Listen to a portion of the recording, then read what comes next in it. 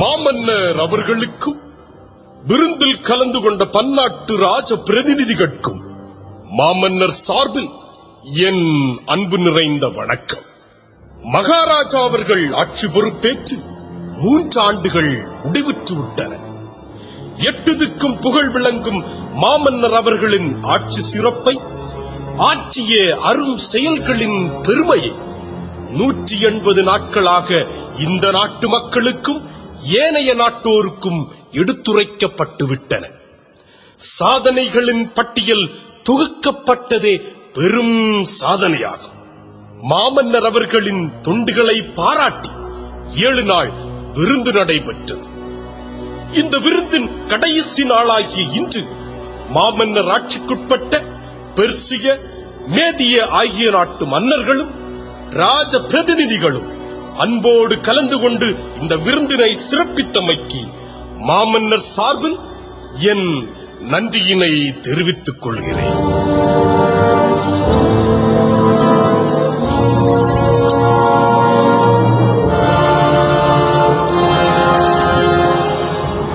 அவையோரே, என் ஆட்சிக்குட்பட்ட மன்னர்களை, அவர்களின் பிரதிநிதிகளை என் கட்டளை கிணங்கி 7 நாள் விருந்தில் கலந்து கொண்டமைக்கு மிகுந்த மகிழ்ச்சி அடைகிறேன். பார்ப்புகளும் பாபிலோனின் சக்கரவர்த்தி இந்த அகாஸ்வேரு தன் வாழ்வில் இதுவரை அடைந்திடா பெருமகிழ்ச்சியை இன்று அடைந்திருக்கின்றான்.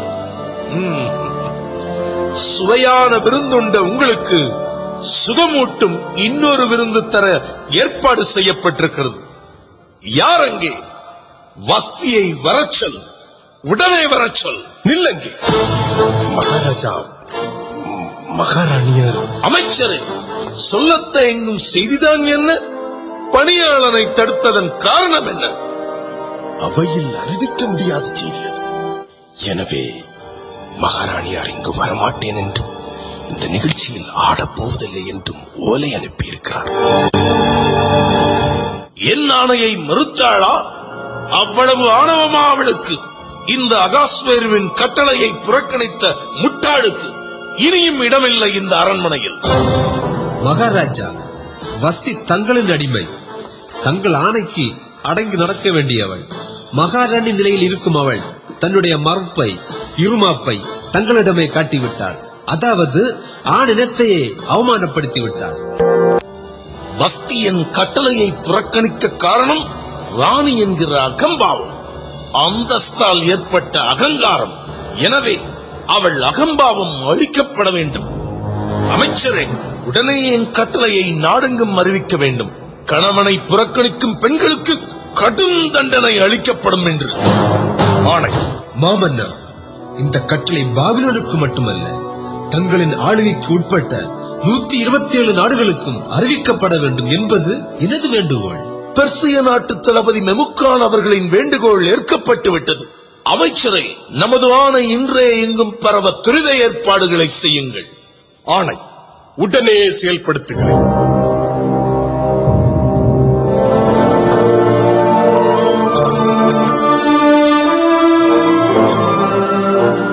இதுவரை எவரும் தராத அவமதிப்பை எனக்கு தந்த அகங்காரி வஸ்தியை உடனே சிறையில் அடையுங்கள். நாளை காலை அவள் செயலுக்கேற்ற தண்டனை என்ன என்று முடிவு செய்யப்படும். அவை களையலாம்.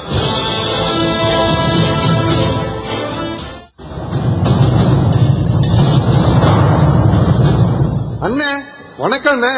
தம்பி பாகாலா? வா வா. எப்படி குஸ்தி? குஸ்தியா? எங்க? தர்பார்ல நடந்தத மறந்துட்டியா? ஓஹோ, அந்த வஸ்தி விவகாரத்தை சொல்றியா? ஆமாண்ணே, ஒரு பொம்பளை, அவளுக்கு இவ்வளவு திமிரா? தம்பி பாகாலு, வஸ்தி சாதாரண பொம்பளை இல்ல, அரண்மனையில வாழ்ந்த பொம்பளை, அரசருக்கு மனைவியா வாழ்ந்த பொம்பளை. அதனால அவளுக்கு இருக்கும் என்னதண்ணே? திமிரு திமிரு. அவ மட்டும் எனக்கு பொண்டாட்டியா இருந்திருக்கணும். ஒரே அடியில அவ மண்டைய 2ஆ பொளந்திருக்கும். டேய், அவ மட்டும் உன்னோட பலசாலியா இருந்தா உன் மண்டைய 2ஆ பொளந்திருப்பா. மண்டை பத்திரம். இருக்கலாம். இதுக்கு பயந்துதான் நான் கல்யாணமே பண்ணிக்காம இருக்கேன். இப்படியே இருந்துரு, நிம்மதி கிடைக்கும். திடீர்னு ஆசை கீச வந்து எவளையாவது ஒருத்திய கட்டிக்கிட்ட அப்புறம் கட்டையில போற வரைக்கும் உன்னை விடவே மாட்டா. அடச்சி, அப்படி என்ன செய்திருவா ஒரு பொம்பளை? தம்பி, அதெல்லாம் சொன்னா புரியாது, அனுபவப்பட்டாதான் புரியும். புருஷன் பேச்ச கேட்காத வஸ்தி கதை என்ன ஆச்சு? இனிமே வஸ்திதான் மிச்சம். அண்ணே, நம்ம மகாராஜா போட்டு இருக்கிற சட்டம் உன்னை போல் உள்ளவங்களுக்கு நல்ல பாதுகாப்பு. அண்ணே, மகாராஜா என்னடா மகாராஜா, அந்த ஆண்டவனே வந்து சட்டம் போட்டாலும் அடங்க மாட்டான் என் பொண்டாட்டி. ஆட, உன்கிட்ட பேசிக்கிட்டு நின்னதுல மேதியாவுக்கு போக வேண்டியதை மறந்துட்டேன். மந்திரி கட்டளையா அங்க சேர்க்கணும். நான் வரேன்னே. சரி, சந்திப்போம்.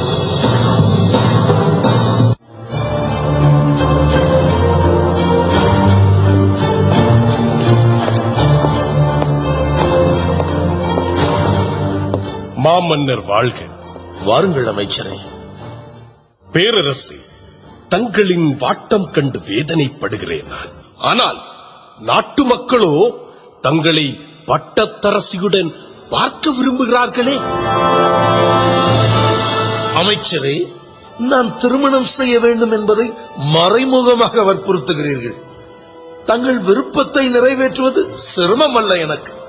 ஆனால் வாழ்க்கை துணையாக வருபவள் வஸ்தியைப் போல் அமைந்துவிட்டால்?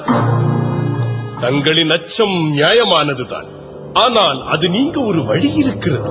அதை கூறுங்கள். அன்பு, அடக்கம், பண்பு, ஒழுக்கம் இவை அனைத்தும் அமைந்த ஒருத்தியை அரசியால் தேர்ந்தெடுத்தால் என்ன? எப்படி தேர்ந்தெடுப்பது? பாபிலோன் அதை சார்ந்த அனைத்து நாடுகளிலும் உள்ள கன்னிப் பெண்களையும் இந்த சூசான் அரண்மனைக்கு கொண்டு வர வேண்டுமென நாடெங்கும் அறிவிக்க வேண்டும். அப்புறம் இந்த மடத்தில் உள்ள கன்னியர் இல்லத்திற்கு வருகை தரும் கன்னியர்களை தங்கள் பிரதானியாகிய யோகாயிடம் ஒப்படைக்க வேண்டும். அப்புறம் தங்களுக்கேற்ற பெண்ணை தாங்களே தேர்ந்தெடுக்க வேண்டும். அமைச்சரின் ஆலோசனை வேதனையால் வாடிய எனக்கு தெம்பூட்டும் அரிய மருந்து.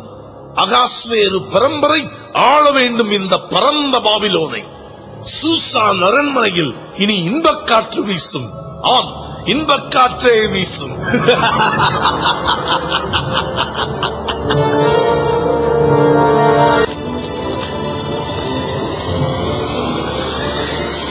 வெற்றி, வெற்றி, என் திட்டம் வெற்றி. நான் விரித்த வலையில் விழுந்து விட்டான் மன்னன். நாடாள நானிட்ட திட்டம் வெகு விரைவில் நிறைவேறப் போகிறது. அமைச்சனான இந்த ஆமான் ஆளப்போகிறான் இந்த நாட்டை. பரந்த பாபிலோன் பகுத்தறிவு மிக்க என்னால் உலக புகழ் பெறப் போகிறது. மன்னரின் எண்ணப்படி நடந்தால் என் எண்ணம் மண்ணோடு மண்ணாகிவிடும். பஸ்தியின் முட்டாள்தனம் நான் பட்டத்தரசனாக மாறும் வாய்ப்பை உண்டு பண்ணிவிட்டது. ஆமான் ஆளப் பிறந்தவன் என்பதை இந்த உலகம் அறியும் காலம் நெருங்கிவிட்டது.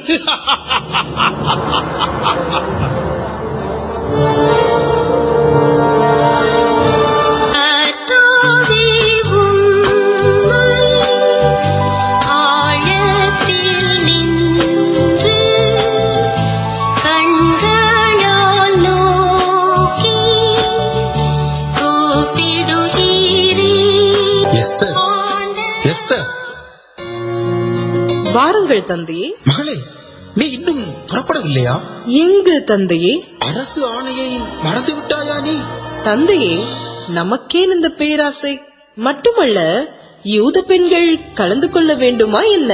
இந்த நாட்டில் உள்ள அனைத்து கன்னியர்களும் அழைக்கப்பட்டிருக்கிறார்கள். இதில் இன வேறுபாடு இல்லை. அது மட்டுமல்ல, நாம் யூத இனத்தவர் என்பது நம் இருவரை தவிர வேறு எவருக்கும் தெரியாது. நான் கண்டிப்பாக கலந்து கொள்ள வேண்டுமா? அரசர் ஆணையை மீறுவது குற்றமாகும்.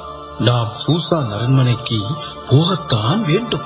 மட்டுமல்ல, நீ போகாவிட்டால் பிறர் சந்தேகம் கொள்வர் நம் மீது. இது நல்லதல்ல நமக்கு. நீங்கள் விரும்புகிறீர்கள் என்றால் நான் புறப்படுகிறேன். யாரங்கே? அடுத்த பெண்ணை அனுப்பு.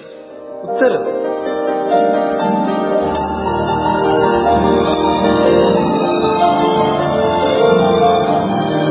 மாமன்னர் அவர்களுக்கு இந்த எளியவளின் தாழ்மையான வணக்கம். பெண்ணை எழுந்து.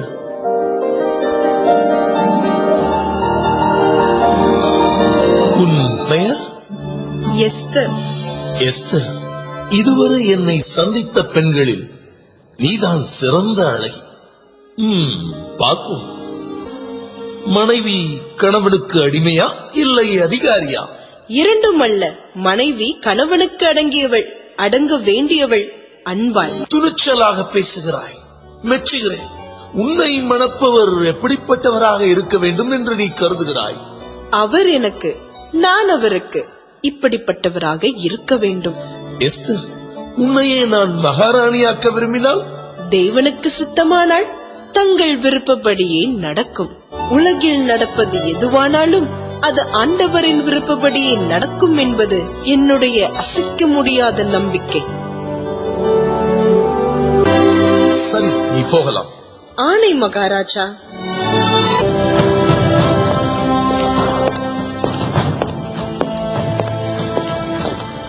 வாருங்கள் அமைச்சரே. ஆச்சரியமாக இருக்கிறது மன்னர் தேர்வு. எனக்கும் அப்படித்தான். நாம் பயிற்சி கொடுத்து அனுப்பிய பல பெண்களில் ஒருத்தி கூட மன்னர் மனதை கவரவில்லை. அதுதான் வருத்தமாக இருக்கிறது. நம் திட்டத்தின் அஸ்திவாரமே தரைமட்டமாகிவிட்டது. என்றாலும் அந்த பெண்ணை எப்படி தேர்ந்தெடுத்தார் மன்னர்? அதைத்தான் புரிந்து கொள்ளாமல் திணறுகிறேன் நான். உண்மையிலேயே அவள் அழகிதான். அவளை விட மிக சிறந்த அழகிகளை நான் அனுப்பினேனே. எஸ்தர் அதிர்ஷ்டசாலிதான். தளபதியாரே, எனக்கு ஒரு யோசனை தோன்றுகிறது. சொல்லுங்கள் அமைச்சரே. நமக்கு எதிரி எஸ்தர் தான். அவளை பகைப்பதால் நஷ்டம் நமக்குத்தான். அதனால் அவளை பகைக்காமல் நயமாக நடந்து நம்பிக்கைக்கு பாத்திரமாகி அவளை வைத்தே நம் காரியங்களை முடித்துக் கொண்டால் என்ன? அருமையான யோசனை.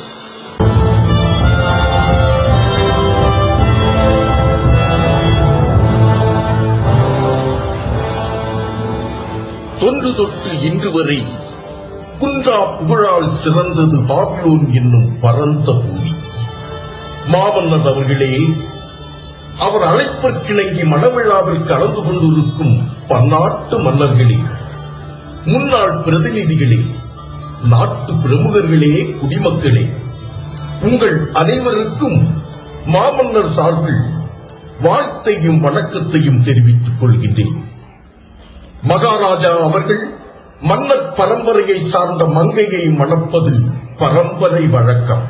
ஆனால் அவ்வழக்கத்தை விட்டு சாதாரண குடிமக்களில் ஒருத்தியை தன் வாழ்க்கை துணையாக தேர்ந்தெடுத்தது மாபெரும் புரட்சியே ஆகும்.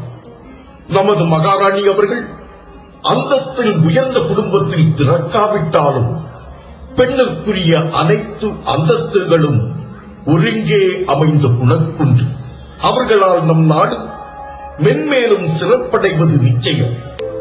எனக்கேற்ற துணை இங்கிருக்கும் எஸ்தர் தான். எப்படிப்பட்ட பெண் ஒருவனுக்கு, அதுவும் ஓர் மாமன்னனுக்கு அமைய வேண்டுமோ அவ்விதமே அமைந்திருக்கிறாள் எஸ்தர்.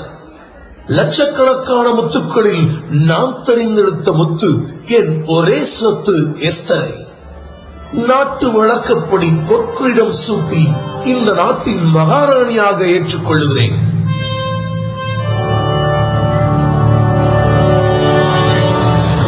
மாமன்னர் வாழ்க, மன்னாதி மன்னர் வாழ்க, மகாராணியா வாழ்க, பாபிலோன் வாழ்க. நடக்கட்டும்.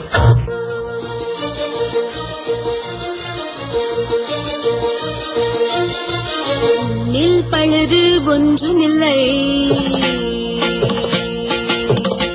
நில் பழுது ஒன்றுமில்லை, நீதான் பூரண ரூபவதி. நில் பழுது ஒன்றுமில்லை, நீதான் பூரண ரூபவதி.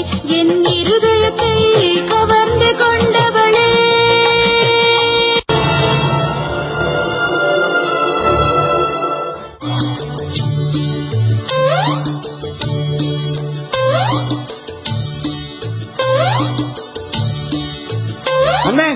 அண்ணே என்னண்ணே இது? அடி, பலமான அடி. எப்ப கிடைச்சது அண்ணே? ராத்திரியா இல்ல பகல்லையா? ராத்திரி தான். அடிச்சது யாரு? நான் தான். நீ அடிச்சதா சொல்ற. இப்போ 1.5 கால்ல வேற நிக்கிற. கொஞ்சம் புரியும்படி சொல்லு. நான் தான் அடிச்சேன். அவளனா எவள? என் பொண்டாட்டியதான். அதை ஏண்டா கேக்குற? வழக்கமா வீட்டுக்கு போகிற நேரத்துக்கு போகாம கொஞ்சம் தாமதமா போனேன், அவ்வளவுதான். கேட்டா பாரு ஒரு கேள்வி. உடனே நீ பயந்து ஓடிட்டியோ? ஓடுவேனா? நான் யாரு? ஆம்பளை சிங்கம்டா. இது தெரியல உன் பொஞ்சாதிக்கு. அப்புறம் கேட்டதுக்கு பதில் சொன்னேன். வாய மூடிக்கிட்டு சும்மா இருக்க வேண்டியது தானே. எடக்கு முடக்கா கேள்வி கட்டி என்னையே மடக்க பார்த்தான். எனக்கு வந்தது கோபம். விட்டா ஒண்ணு அவ கண்ணத்திலேயே. அடா, இவ்வளவு தைரியம் இருக்கா உனக்கு? பரவாயில்லையே. சரி, அந்த அடியில அவ பெட்டி பாம்பாயிருப்பாளே? அதுதான் இல்ல. முறைச்சா, நானும் முறைச்சேன். சீருனா, நானும் சீருனேன். முகத்துல ஒரு குத்து. நீ குடுத்தியா? பலே பலே. இல்ல, அவ குடுத்தா எனக்கு. அடச்சி, பொம்பளை கிட்ட இருந்து அடி வாங்கினியா? கேவலம். இதுல என்னடா கேவலம்? அடிக்கடி வாங்குறது தானே. சரி, அடியோட முடிஞ்சுதா? முடியல. என் கோபம் உச்சம் தலைக்கு ஏறிடுச்சு. எடுத்த உலக்கையா? எதுக்கு? நெல்லு குத்தவா? உன் பல்லு குத்த. அந்த சண்டாளின் மண்டை உடைக்க போட்டேன் ஒண்ணு. அட பாவி, உலக்கையால அடிச்சியா? அவ செத்திருப்பாளே. அவளா சாவாளா? ஓங்கி அடிச்ச உலக்கையால அவ ஒதுங்கிட்டா. அவ்வளவுதான். ஓடி வந்து உலக்கைய வாங்கி வீட்டுக்கு வெளியே எரிஞ்சிட்டாளா? போடு போடுன்னு பொழந்துட்டாயா என்னைய? ஐயோ அம்மா, இன்னா அடி. ஓ, அடி வாங்கினது நீதானா? ஆமா, நான் 1 கொடுத்தா அவ திருப்பி தாரா 3. ஐயோ அம்மா, வலிக்குதே. இப்படியே போனா உன் வாழ்க்கை என்ன ஆகும்? இல்ல என்னத்தான் ஆகும்? அதனால தான் அவளை கை கழுவி விட பாக்குறேன். முடியலையே. முடியலையா? அப்ப அவ கையாலே அடி வாங்கி செத்துப்போ. அதெல்லாம் நடக்காது. உடம்பு தேரட்டும், ஒரு கை பாக்குறேன். இந்த உடம்பு தேரவா போகுது? எதுக்கும் வா, வைத்தியர்கிட்ட போவோம். ஐயோ அடடடடா, வலிக்குதே. பொறுமையா போலாம், இருடா. சி, கத்தாம வா.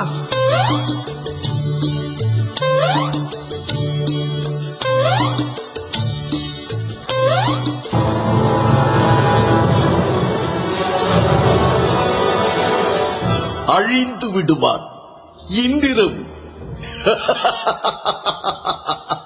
அப்புறம் நானே மன்னன். என்னை எதிர்ப்பவன் அமைச்சன் மட்டும்தான். படைத்தளபதியாக நான் இருக்கும் போது, படைகள் என் சொற்படி செயலாற்றும் போது, அந்த ஆமானால் என்ன செய்ய முடியும்? என்னை எதிர்த்தால் இறப்பான், இணங்கினால் பிழைப்பான்.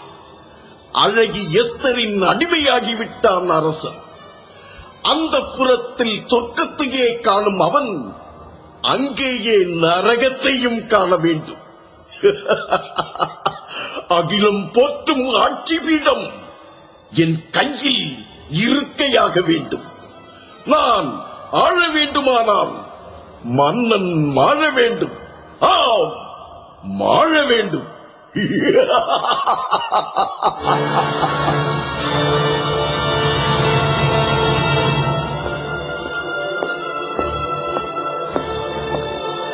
வாருங்கள் அமைச்சரே, வாருங்கள்.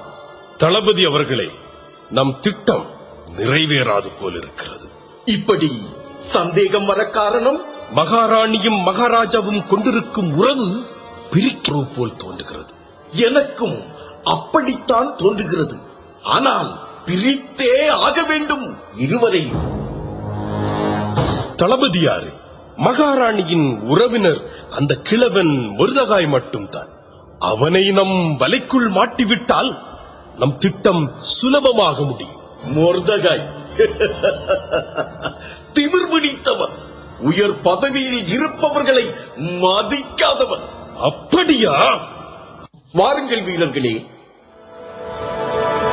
அமைச்சரே, இவர்கள்தான் நமது பெரிய திட்டத்தை நிறைவேற்ற இருக்கிறார்கள். நல்லது. ஆனால் நானோ தளபதியோ இதற்கு பின்னால் இருக்கிறோம் என்று எவரும் அறியக்கூடாது. இல்லை அமைச்சரே, எங்கள் உயிர் போனாலும் ஒருபோதும் உங்களை காட்டிக் கொடுக்க மாட்டோம். அமைச்சரே, இதை குறித்த கவலை தங்களுக்கு வேண்டாம். சாகும் வரை உங்களுக்கு உண்மையாயிருப்போம். மன்னனின் கதையை நீங்கள் முடித்து விட்டால் நம் நாட்டின் படைக்கு அதிகாரிகள் நீங்களே. இதோ நான் சொன்ன பணம். நன்றி தளபதியாரே. சரி, நம் திட்டத்தை வெற்றியாய் முடித்த பின் நாம் சந்திப்போம். இனி நாங்கள் இங்கு இருப்பது நல்லதல்ல. முக்கியமாக அந்த கிழவன் மொர்தகாயின் கண்ணில் படாமல் பார்த்துக் கொள்ளுங்கள். நாங்கள் வருகிறோம்.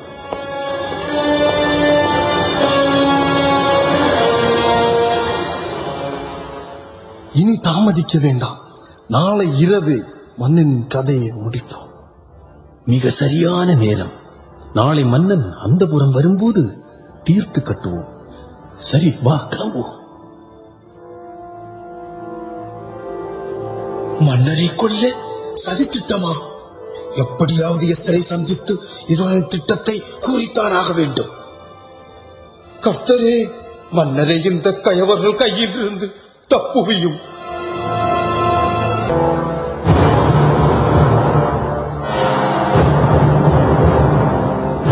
நடையர்கள், அவ்வளவு ஆணவமா அவர்களுக்கு? யாரெங்கே? வாசற்காவற்காரர்களான பிக்தான், தேரேஸ் இருவரையும் இழுத்து வாருங்கள். ஆணவம் பிடித்தவர்கள் அழியத்தான் வேண்டும்.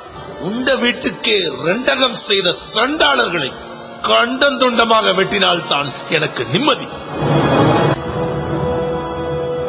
நேற்று இரவு இருவருக்கும் எங்கே வேலை? தங்கள் அரண்மனையில் தான் மகாராஜா. என்னை ஒழித்து கட்ட திட்டமிட்டது உண்மைதானே? ஆமாம் மகாராஜா, உண்மைதான்.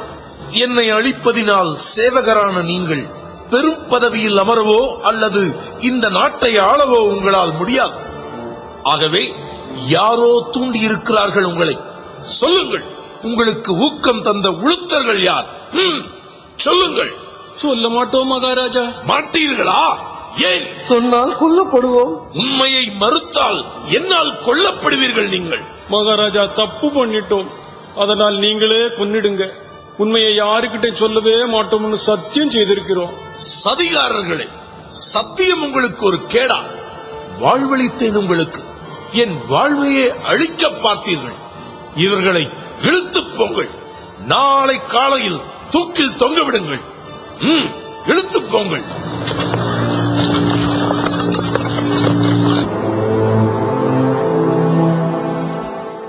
இந்த வஞ்சகர்கள் பேசியதை மொர்தகாய் மட்டும் கேட்டிருக்காவிட்டால் என் வாழ்வே முடிந்திருக்கும். மொர்தகாயின் அரிய சேவையை உண்மை குறிப்பேட்டில் பதிவு செய்ய வேண்டும். பரிசும் கொடுக்க வேண்டும்.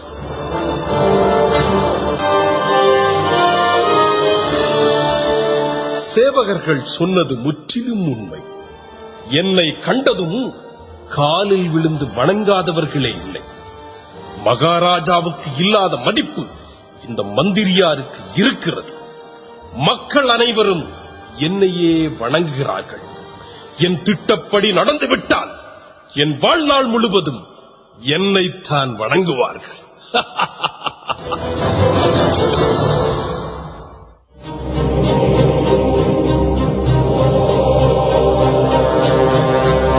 ஏய் கிழவா, நில்லங்கே.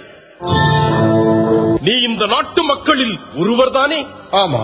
நீ இங்கு வரும் முன் என்ன நடந்தது? சேவகர்கள் உங்களை வணங்கினார்கள். அது ஏன்? உங்களிடம் பணிபுரியும் வீரர்கள் அவர்கள், எனவே வணங்கினார்கள். சேவகர்கள் மட்டுமல்ல, இந்த நாட்டில் உள்ள அனைவரும் என்னை கண்டதும் என் கால்களில் விழுந்து பணிகிறார்கள். அது ஒரு மரியாதைக்கு மட்டுமே. அந்த மரியாதையை நீ ஏன் செய்யவில்லை? இந்த நாட்டு மக்களில் ஒருவனாகிய நீ மட்டும் வணங்காமல் நிற்பது மாபெரும் தவறு. திமிரு பிடித்தவனே, உன்னை தீர்த்து கட்டினால் எவரும் கேட்க மாட்டார்கள், தெரியுமா உனக்கு? தெரியும். ஆனால் கேட்க இருவர் இருக்கிறார்கள். ஒருவர் ஆண்டவர், மற்றொருவர் மகாராணியார். ஓஹோ, மகாராணியர் கேட்பாரோ? மகாராணி என்ன, மகாராஜாவையே கேட்க வைக்கிறேன். மட்டுமல்ல, அவரே உன்னை அழிக்கவும் செய்கிறேன். எப்படியாவது திருப்திப்படுங்கள்.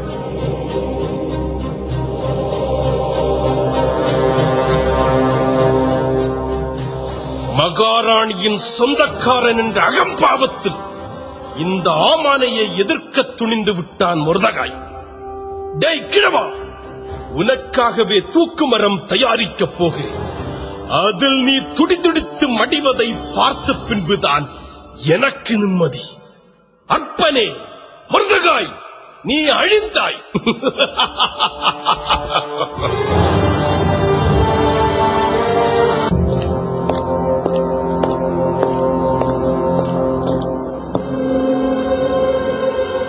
மாமன்னர் அவர்களுக்கு வணக்கம். வாருங்கள் அமைச்சரே. மாமன்னா, சொல்ல தயக்கமாக இருக்கு. சொல்லாவிட்டாலோ என் கடமையிலிருந்து தவறிய குற்றத்திற்கு நான் ஆளாவேன். தங்களின் மகாராணியார் யூத இனத்தை சார்ந்தவர். யூதர்கள் அடிமைகள் நமக்கு. அது முன்பு யூதர்கள் நம்மை எதிர்க்கிறார்கள். காரணம் மகாராணியார்.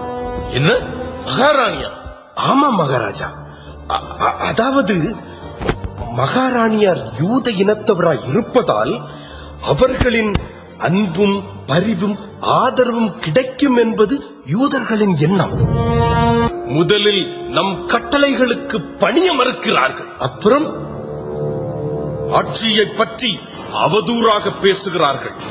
யூத பழக்க வழக்கங்களை பரப்புகிறார்கள். கர்த்தரை கடவுளாக ஏற்றுக்கொள்ளாத மாமன்னர் அகாஸ்வேரு மன்னரே அல்ல. கடவுளின் பிள்ளைகளான நம்மை ஆளும் தகுதி அவருக்கு கிடையாது. குடித்து மதிமயங்கி கிடக்கிறார். மாளிகையில் நாட்டை ஆள்வதும் கட்டளைகள் பிறப்பிப்பதும் நம் இனத்தை சார்ந்த மகாராணி எஸ்தர் தான் என்று எங்கு பிரச்சாரம் செய்கிறார்கள். அதோடு ஆங்காங்கே குழப்பங்களை விளைவிக்கிறார்கள்.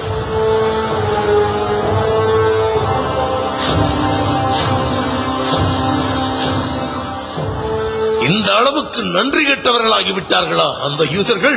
ஆம் மகாராஜா. அமைச்சரை, இந்த அகாஸ்வேரு ஆட்சிக்கு எதிராக சூழ்ச்சி செய்பவர்கள் யாராக இருந்தாலும் சரி, என் மகாராணியாகவே இருந்தாலும் சரி, தண்டனை கொடுத்தே ஆக வேண்டும். உடனே நடவடிக்கைகள் எடுப்பது நல்லது. சரி, தளபதியாரை கலந்து இன்றே நடவடிக்கை எடுக்கிறேன். உத்தரவு. நான் விடை பெறுகிறேன்.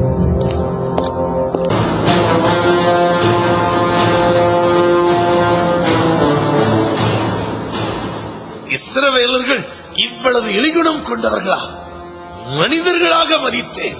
என்னையே வீழ்த்த சூழ்ச்சி செய்கிறார்களா? அழிப்பேன் அவர்களை. ஆம், அனைவரையும் அழிப்பேன்.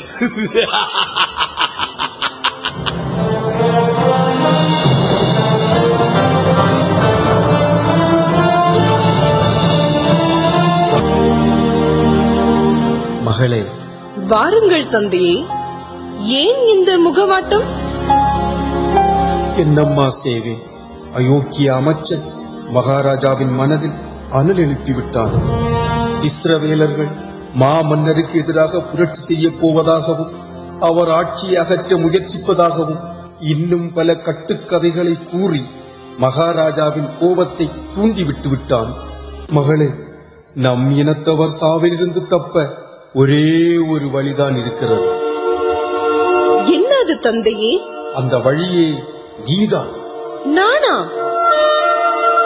ஆமாம். கண்ணீர் விட்டு கதரும் நம் குலத்தவர் உயிர் பிழைத்திருக்க உன்னால் தானம்மா முடியும். தந்தையே, கட்டளையிட்டிருப்பவர் சக்கரவர்த்தி. அதை என்னால் மாற்ற முடியுமா? முடியும், கண்டிப்பாக முடியும். மாமன்னரே, அதாவது உன் கணவரே, உடனே சந்தித்து இடப்பட்டிருக்கும் சட்டத்தை ரத்து செய்யும்படி சொல். அப்பா, அழைப்பில்லாமல் மாமன்னரை சந்தித்தால் அந்த நபர் யாராக இருந்தாலும் சரி, எப்படிப்பட்டவராக இருந்தாலும் சரி கொல்லப்படுவார்கள்.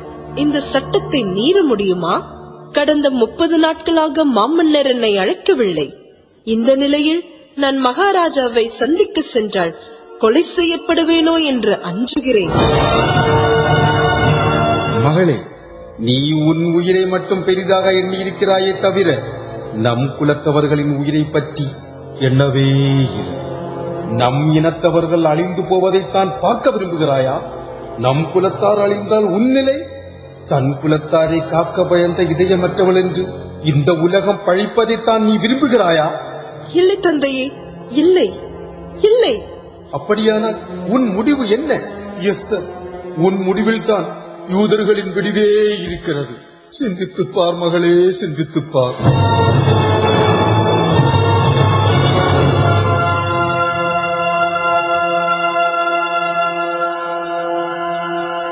தந்தையே, தாழ்ந்த நிலையில் வாழ்ந்த என்னை உயர்ந்த நிலையில் வைத்தார் கடவுள்.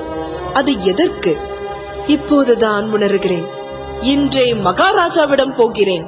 இஸ்ரவேலர்களை காக்க எனக்குண்டான எல்லாவற்றையும், ஏன் இந்த உயிரையும் இழக்க தயார்.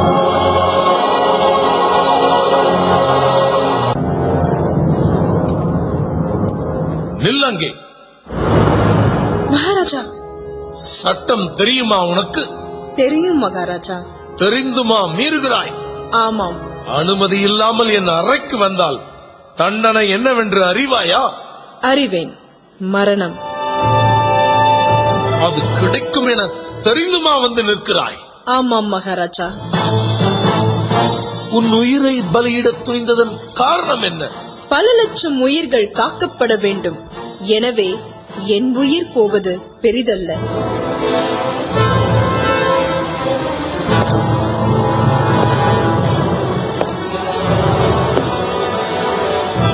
அன்பு, பயந்து விட்டாயா? பயப்படாதே. என்னுடைய சட்டத்தை மீறுவோர் எவராயிருந்தாலும் சரி, இறப்பது உறுதி. உன்னை கண்டதும் என் ஆத்திரம் அதிகமானது. உன்னோடு பேசிய பின் ஆத்திரம் தானாக மறைந்து விட்டது. மகாராணி, இன்று முதல் எப்போது வேண்டுமானாலும் நீ வரலாம் என்னை சந்திக்க. இனி யார் அனுமதியும் தேவையில்லை. நன்றி மகாராஜா, நன்றி. என்ன வேண்டும் உனக்கு? என் மனம் கவர்ந்த மாதரசியே, என் நாட்டில் பாதியை நீ கேட்டால் கூட உனக்கு தருவேன். மகிழ்ச்சியில் திளைத்திருக்கிறீர்கள் தாங்கள். இப்போது என் மனக்குறையை கூறுவது சரியல்ல. எனவே நாளைக்கு சொல்லுகிறேன். மட்டுமல்ல, பெரிய விருந்தொன்று வைக்கப் போகிறேன் விரைவில். காரணம் இல்லாமல் எதையும் செய்ய மாட்டாள் என் மகாராணி என்பது எனக்கு தெரியும். நான் விடை பெறுகிறேன் மகாராஜா. நல்லது, சந்திப்போம் விருந்தில். போய் வா.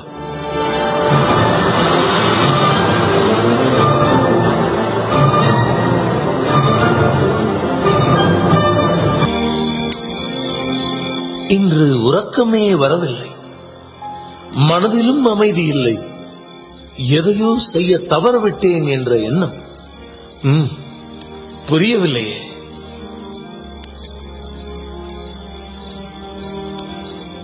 யாரெங்கே? அரசின் வரலாற்று தொகுப்பை எடுத்து வா. புத்தகத்தில் கடைசியாக எழுதப்பட்டிருக்கும் அத்தியாயத்தை படி.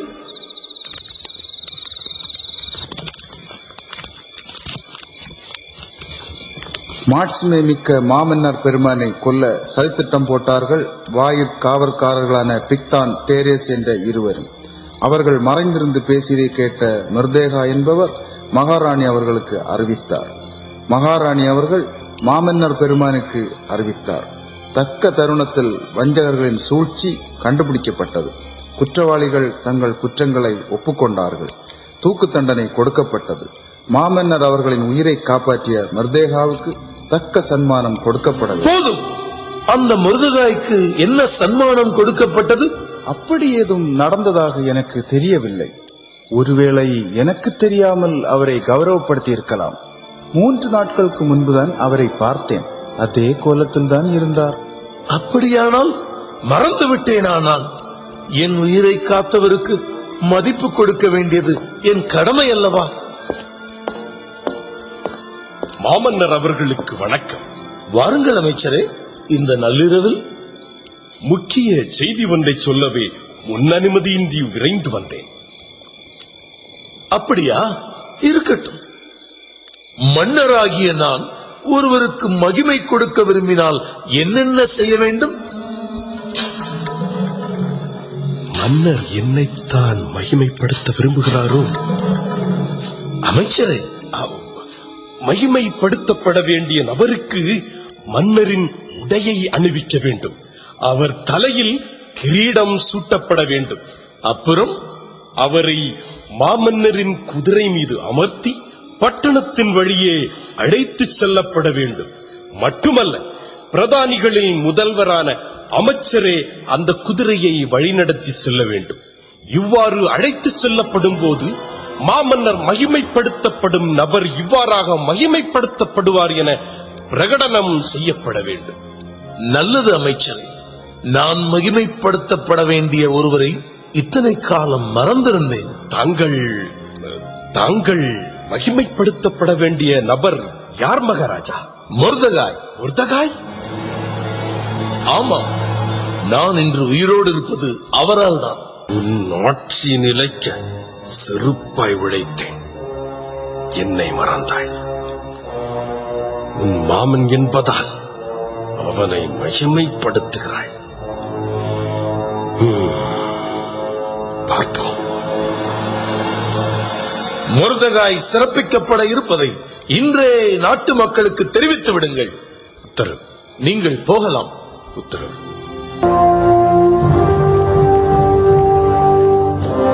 மொர்தகாய் வாழ்க! மொர்தகாய் வாழ்க! ஏன் இப்படி கத்துற? நான் மட்டுமா கத்துறேன்? வேற யாரு கத்துறது?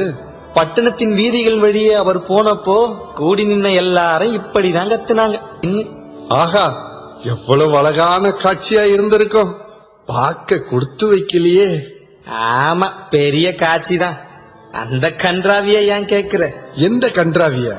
கேளு. அந்த கிழவன் உட்கார்ந்துட்டு போன குதிரைய வழி நடத்திட்டு போனதே நம்ம மந்திரி தான். நம்ம மந்திரியா? ஆமா ஆமா. சரி, நான் வரேன். இன்னும் நிறைய இடத்துல போய் மன்னர் கட்டளைய தொங்க விடணும். சரி, இனி நாம சந்திப்போமானே தெரியல. நீ கட்டின மனைவியோட சந்தோஷமா வாழு. பாகால், என்ன சொல்ற? ஆமா, உண்மைதான். இன்னும் 24 மணி நேரம் தான் இருக்கு. அப்புறம் என் உயிர் உடம்புல இருக்காது. அப்போ நீ யூதனா? ஆமா, நான் ஒரு யூதன். பாகால், நீ ஒரு யூதன் எனக்கு மட்டும்தானே தெரியும். இப்போ வேற யாருக்கும் தெரிய வேண்டாம். நீ தப்பிச்சுக்கலாம். இல்ல காலேப், என் இன மக்கள் எல்லாரும் சாகும்போது நான் மட்டும் வேண்டாம். பாகால், உன்னை விட்டு பிரிய என் மனசு இடம் கொடுக்கல. எது நடந்தாலும் கடவுள் சித்தம் போல் நடக்கட்டும். இன்று இரவு மகாராணி மன்னருக்கு விருந்து கொடுக்க போகிறாங்களாமே. அதனால எங்களுக்கு என்ன லாபம்? அவங்க மகாராணி, இதிலிருந்து தப்பிச்சுக்கலாம். சரி, நீ உன் கடமையை செய். போயிட்டு வரேன்னு சொல்ல முடியாது. நான் போறேன்னு.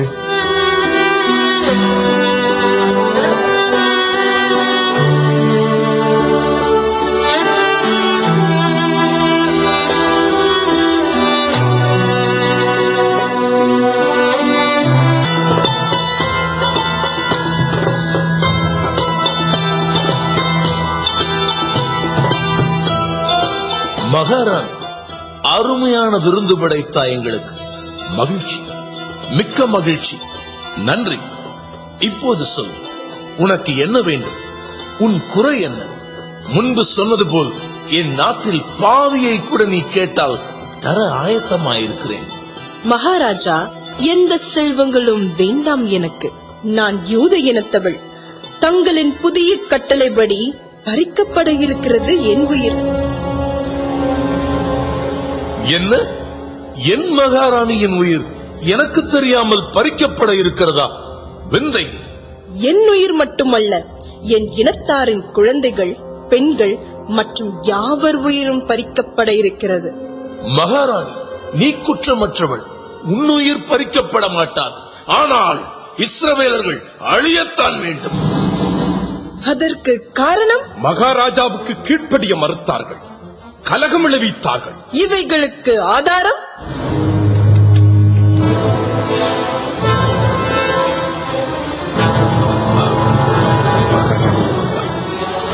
ஆதாரம் இவை. அமைச்சர், ஏன் திணறுகிறீர்கள்? இஸ்ரவேலர்களை அழிக்கும் ஆணையை என்னிடம் பெறும் முன் சொன்ன குற்றச்சாட்டுகளுக்கு ஆதாரம் எங்கே? அது மகாராஜா, நான் ஆதாரம். அமைச்சர் பொய் சொல்லவே மாட்டார் என நம்பினேன். மன்னர் மன்னா, என்னை மன்னித்து விடுங்கள். ஆத்திரத்தால் அறிவிழந்து அக்கிரமம் செய்து விட்டேன். யாரங்கே?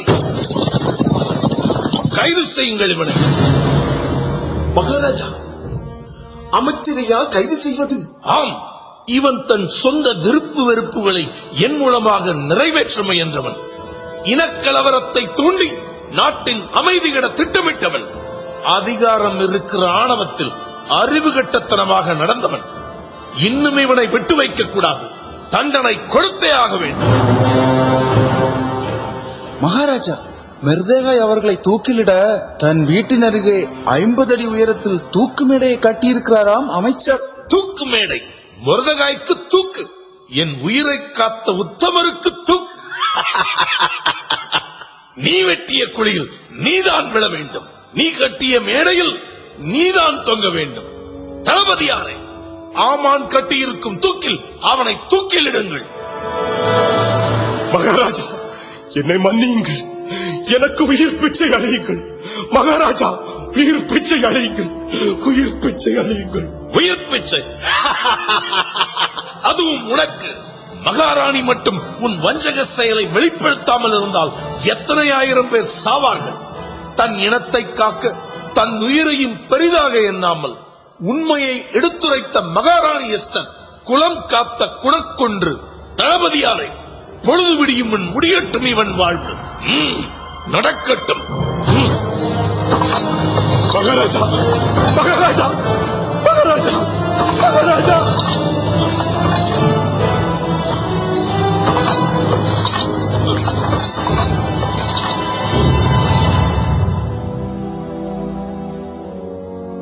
மகாராஜா, எங்கள் குலம் காத்தீர்கள், நன்றி. மகிழ்ச்சி மகாராணி, மகிழ்ச்சி.